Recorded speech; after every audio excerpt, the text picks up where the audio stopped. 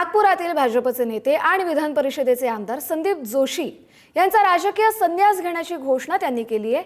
महापालिका निवडणुकीमध्ये विश्वासात न घेता तिकीट वाटप केल्याने संदीप जोशी नाराज होते। संदीप जोशी हे मुख्यमंत्री देवेंद्र फडणवीस यांचे निकटवर्तीय म्हणून ओळखले जातात।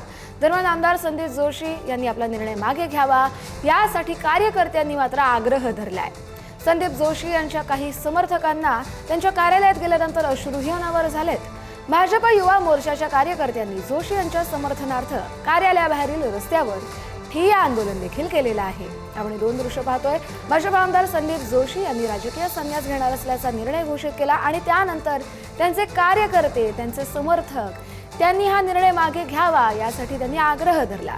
जोशींच्या कार्यालयात जाऊन त्यांनी भेट घेतली आणि त्यावेळी काही कार्यकर्त्यांना अश्रूही अनावर झाले।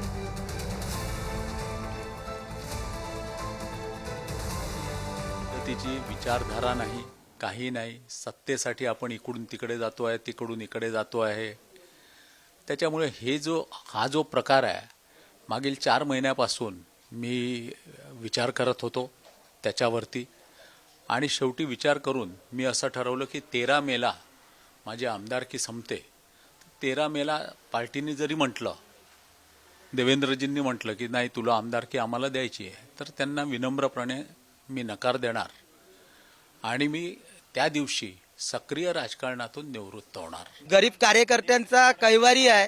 माझ्यासारख्या कार्यकर्त्याला ज्याच्या वडिलांचा छत त्याच्यावरून गेल्यानंतर अगर कोणी मदत केली असेल या भारतीय जनता पार्टीमध्ये तर त्यांचं नाव संदीप भाऊ जोशी आहे।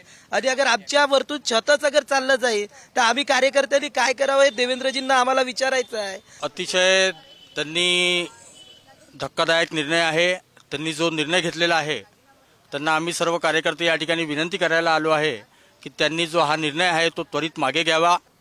आज तक हम लोगों ने संदीप दादा की हर बातें को मान्य किया है।